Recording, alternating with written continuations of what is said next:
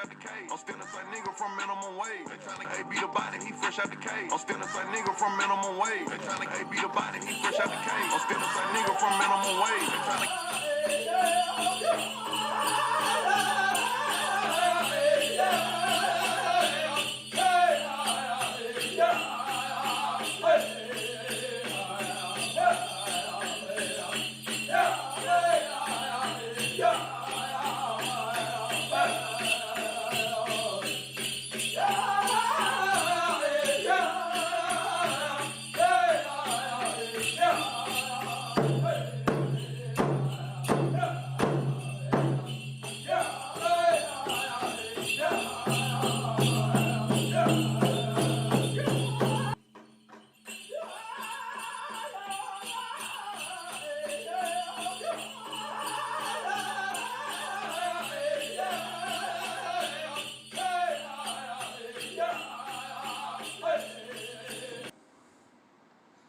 Peace, higher power to infinity and beyond.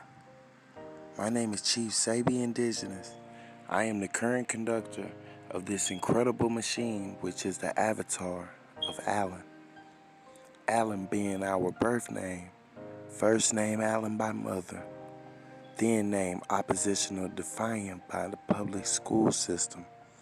The very institution which was in place to protect, nurture, and cultivate the great young minds of this day and era. Instead of being a part and parcel of uplifting a young child who was just a brilliant example of raw, boundless wisdom and innocence, they instead instilled in him, instilled in me, us, we, an innate feeling of distaste, acrimonious in its taste, never realizing that one incident, one situation, one event could be so impactful in such a young anomaly of a child mind, a child's life. The child only in the first grade, in a predominantly Caucasian elementary school, a young individual, brilliant mind, who was encapsulated in a beautiful copper-colored skin that shined in the sun, rich chocolate couldn't even compare.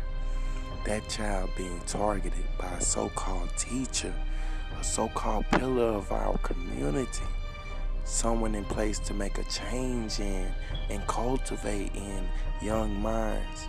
A teacher should be someone who challenges the young mind, a person who will not get frustrated at a child's unique perspective, its unique questioning abilities that could possibly teach even the teacher a life lesson, a lesson in respect, a lesson in honor, a lesson in duty, a lesson in worth. See, that child was called black. That child was not the regular black kid that the Caucasians, who were only descendants of the European colonizers, who stole that very child's heritage, his culture, his language, his freedom, his God-given right to be a young man at this age, a hunter, a warrior, someone who was ready to become a man. This child is, was, and always would be an American Indian, a son of a chief named Old Man, a child of a beautiful union of two family lines rich in their genealogy, two perfect strains of DNA brought together in one, Diana and James, Orin Wine and Calhoun, two tribes, two worths, two lives, two legacies of lineages forged together in solidarity and solid unity. So much in one child. No. This child called black was not just any child. No, by the age of 2 already reading, writing, walking, running, singing, dancing, living, breathing, teaching. This child, inspired by endless nights of oral stories and wisdom traditions passed on right there at his mother's feet. Paradise by his mother, passed on from his mother, passed on from her mother, passed on from her mother, and so on and so forth to infinity and beyond. This was a child not just nurtured with the breast, but with the word, true and living.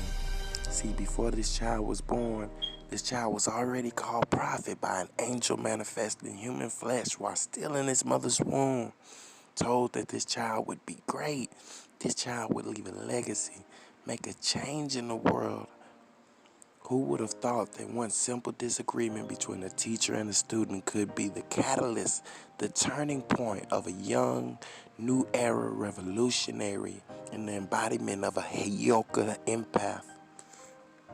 Who knew that right there in that classroom that a test of wills between a child and a teacher would take place that would initiate a young soul, a young mind into the world of conscious awakening, into the world of oppression and deception? Throw this young phenom into a category of anti whatever construct they choose to place upon our people. Any and every social and political construct known to man was being challenged and divided by a young man, a young child, young so-called black child at that. Now, I know it seems this child did some great feat, some great deeds, some internationally known world peace initiative, right? Wrong. This child did something much simpler, something much less sinister than disagreeing on grape jam or strawberry preserves, that is, at breakfast time. All this child all this child did was say, I am not black, I am human, I am not a crayon. My mother did not call me black, God did not call me black, the Bible did not call me back. Oh no, but this teacher, this privileged female European descendant of conquerors, expecting a young nigger to back down from the gaze of master. But oh no, not this child, not Diana's son, with his sense of pride and shiny spectacles. This widow's son forced to travel and traverse foreign lands and foreign concepts with no map, no key, no guide. But the ancestors who were strong in this young man. See, prodigies are no longer praised in this new world order. No, they are targeted and sought after to analyze and torture and dissect. The world is ran by narcissists and their progeny. Even way back then, that child knew that this was a test of wills, and that even though he knew the right thing was to do, was to submit, he knew the right thing was to stand firm in what he believed in. To rely on his eyes instead of a misconceived notion that his eyes were lying. After all, he was wearing the glasses his mother had bought him. The glasses he was embarrassed to wear until his mother inspired him with the fantastic story of Malcolm X, also known as El-Hajj Malik Shabazz, and his life and his works and his very own shiny spectacles. See, my mother wasn't a Muslim, but even she knew how to look past beliefs and look past differences to reach a young child struggling with self-image and confidence problems and inspire him with the life of a man. A life of a man she seen right there within her own child, even at that young age. This is a beginning point, you all. Me, Chief Sabian Indigenous. There is too much secrecy and mystery wrapping and surrounding these so-called master teachers and lecturers and knowledge givers of this present day and age. Where do they come from? Who are they? What is their agenda? What demographic background do these people come from? See, anyone can buy a computer and make slideshows. Anyone can regurgitate facts. But there is a need for clarity. Here in this year of 2020, we are entering a new decade, a spiritual awakening, energetic awakening among our people. We need to know who's behind this voice, the man behind the curtain. See, this reminds me of a story we've all saw or heard of, a story called The Wizard of Oz, a person vaguely known as the Wizard, a fixer, someone who could heal all your pains, who could make everything okay, a wise man of vast and exotic knowledge, a well-respected man of great feat. So much notoriety was given to the great wizard. And a lonely being, yeah, Dorothy is who I speak of, was lonely right there in Kansas because she was a free thinker. She was a conscious. She was conscious to the things going on outside of the box. She had snatched up from her land to journey to the land of Nas. A journey she did not choose, who creative fate chose for her. Just her manifestation in and of itself was enough to kill a witch, destroyed upon her landing. She was brought to Oz not to help herself, but to wake up and wake up the people. She had so many questions upon questions. She questioned everything, poor Dorothy. Can't forget Toto, the faithful dog, so familiar to her, or was he her familiar? Meeting the Tin Man, the Lion, the Straw Man, further knowledging herself in currency down that yellow brick road of gold, until finally finding the magnificent castle she was looking for. In the Grand Wizard of Oz, she found the wizard. She had heard so much about the wizard. This wizard could perform modern miracles and grand deeds. Oh, but Dorothy was a country girl. She was not so easily tricked. Her eyes said be amazed, but her mind said be cautious, Dorothy. Or was that her subconscious? See, Dorothy knew that something was fishy. Too much secrecy with this wizard. No information, no background of this wizard. No face, no case, no trace. Oh, no. We all know how that story ended, right?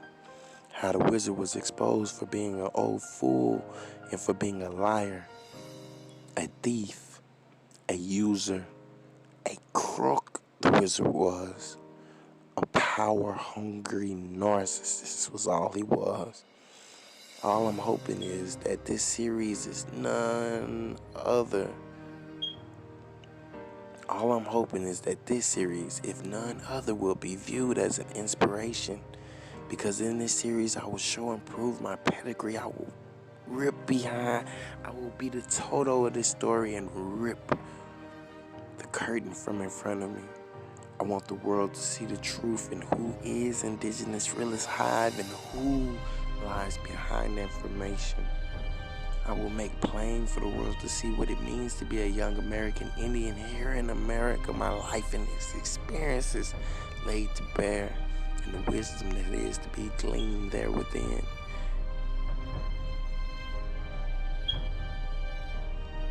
I am from America, here in my own land, held in bondage, called slave, called nigger, called criminal, called black, called nothing, called everything but a free thinker, called everything but a child of God. This channel wasn't created just off whim. This channel has divine purpose. I was divinely inspired to start this channel, no matter where it went to once it got started, no matter what my journey was. I knew that this journey and this channel was going to be used to inspire. This channel isn't for fun. No, this channel was created to enlighten and uplift the so-called blacks here in the Americas and abroad, and show them that they do indeed have a real history, a real culture, a real chance to receive reparations, a real chance to be human, to be able to think, to succeed at whatever they desire. I am Chief. I am an empath. I am Heyoka. I am Master Builder. I am Master Storyteller, Sebi Indigenous, who will, within the confines of YouTube and social media, tell a story that has never been told, a story still being lived, a story from us, by us, for us. I've struggled with drug addiction. I've been targeted. I've been beat. I've been lied on. I've been cheated on. I've been oppressed. I've been spit on. I've been shunned.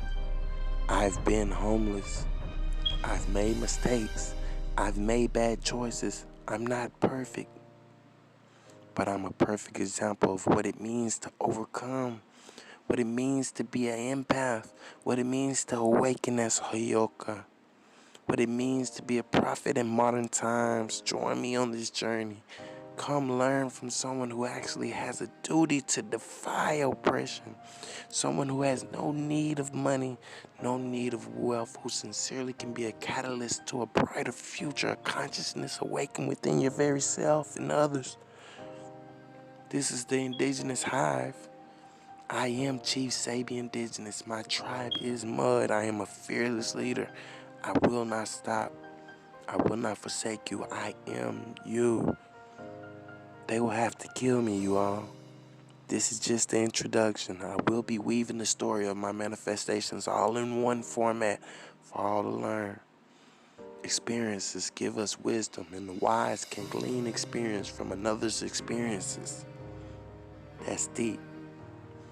Please make sure your notification bell is on all so you won't miss any of our content and so you can hear these tales first.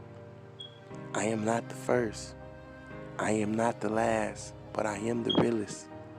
Peace. Halito. Everyone, stay tuned. Chief Sabi Indigenous, the Noble. And I'm out. Higher, higher, higher. Power to infinity and beyond.